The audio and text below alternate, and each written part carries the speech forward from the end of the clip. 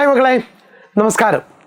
നമ്മുടെ 8ാം ക്ലാസ് അടിസ്ഥാന പാഠാവലി, ആ അടിസ്ഥാന പാഠാവലിയിലെ ആ വാഴവെട്ട് എന്ന പാഠഭാഗത്തിൽ നിന്ന് നിങ്ങൾ നിർബന്ധമായിട്ട് പഠിച്ചിരിക്കേണ്ട ഒരു പ്രധാനപ്പെട്ട 2 ചോദ്യമുണ്ട്. ആ ചോദ്യം എന്ത് ചെയ്യാം, നമുക്ക് ഈ ക്ലാസ്സിനകത്തുനിന്ന് പരിചയപ്പെട്ടേക്കാം. സെറ്റല്ലേ? പാഠഭാഗം വായിച്ചു കഴിഞ്ഞ കുട്ടികൾക്ക് മാത്രമാണ് ഈ ഒരു കാര്യം എടുക്കുന്ന സമയത്ത് കൂടുതൽ മനസ്സിലാവുക എന്നുള്ള കാര്യം കൂടി സൂചിപ്പിക്കുന്നത്. ആ വാഴവെട്ട് എന്തായിരുന്നു? ആ വാഴവെട്ട്, രോഗം വന്നാൽ എല്ലാം വെട്ടിക്കളഞ്ഞാൽ മതിയോ? മാർക്കോസ് ഇങ്ങനെ പറയാനിടയായ സാഹചര്യം എന്താവാം? രോഗം വന്നാൽ എല്ലാം വെട്ടിക്കളഞ്ഞാൽ മതിയോ? മാർക്കോസ് ഇങ്ങനെ പറയാനിടയായ സാഹചര്യം എന്താവാം? 1940 കാലഘട്ടത്തിലെ മധ്യ തിരുവിതാംകൂറിലെ കർഷക ജീവിതം പശ്ചാത്തലമാക്കി രചിച്ച ചെറുകഥയാണ് ആ വാഴവെട്ട്. അങ്ങനെ വേണം ഉത്തരം തുടങ്ങാൻ. വാഴക്ക് രോഗം വ്യാപകമായതിനാൽ വെട്ടാൻ അധികാരികൾ ആജ്ഞാപിക്കുന്നു. വാഴക്ക് രോഗം വ്യാപകമായതിനാൽ വെട്ടാൻ അധികാരികൾ ആജ്ഞാപിക്കുന്നു. വാഴകൾക്ക് രോഗമുണ്ടെന്ന് പറയേണ്ടത് കൃഷിക്കാരനാണ്. വാഴകൾക്ക് രോഗമുണ്ടെന്ന് പറയേണ്ടത് കൃഷിക്കാരനാണ്. കർഷകന് വിളകൾക്ക് രോഗം വന്നാൽ അത് തിരിച്ചറിയാനാകും. എന്നാൽ ഉദ്യോഗസ്ഥർ ലാഭം മാത്രം ആഗ്രഹിക്കുന്നു. ലാഭകരമല്ലാത്തതിനെ നിലനിർത്തുന്നത് ഇക്കൂട്ടർ നഷ്ടമായി കാണുന്നു. കൃഷിയെയും കർഷകനെയും തളർത്തുന്ന സമീപനമാണ് ആരുടെ ഭാഗത്തുനിന്ന് വരുന്നത്? നമ്മുടെ ഉദ്യോഗസ്ഥ ഭാഗത്തുനിന്ന് വരുന്നത്. സെറ്റാണല്ലോ?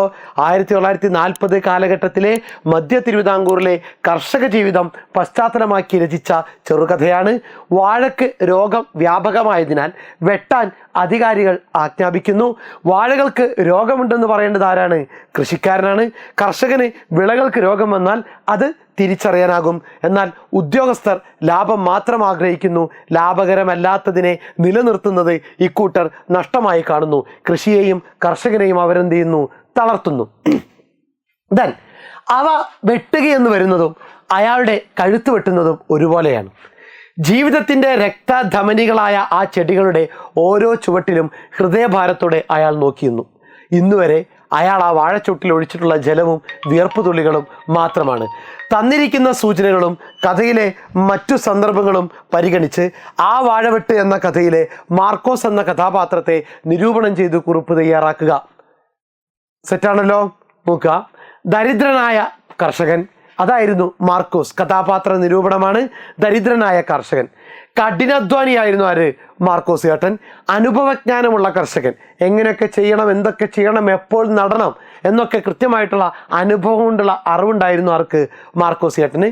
കൃഷിയെയും മണ്ണിനെയും മക്കൾക്ക് തുല്യം എന്ത് ചെയ്യുന്നുണ്ട്? സ്നേഹിക്കുന്നുണ്ട്.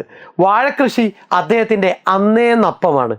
വാഴ വെട്ടാൻ വന്നവരോടുള്ള പ്രതികരണങ്ങൾ എന്ത് ചെയ്യാം? നമുക്കതിനകത്ത് കാണാം. വാഴച്ചോട്ടിൽ ഹൃദയഭാരത്തോടെ അവസാനം നോക്കി നിൽക്കുന്നുണ്ട്. അന്ത്യദിനത്തിൽ അദ്ദേഹത്തിൻ്റെ വിലയേറിയ കണ്ണീർ തുള്ളികളും നൽകുന്നത് ഇതേ വാഴക്കാണ്. ദാരിദ്ര്യത്തോടൊപ്പം സർക്കാരിൻ്റെ അവഗണനകൾ ഏറ്റുവാങ്ങി ജീവിക്കാൻ പെട്ട കർഷക സമൂഹത്തിൻ്റെ ഒരു പ്രതിനിധി തന്നെയാണ് ആര്? നമ്മുടെ മാർക്കോസ് ചേട്ടൻ. സെറ്റാണോ? Okay, thank U.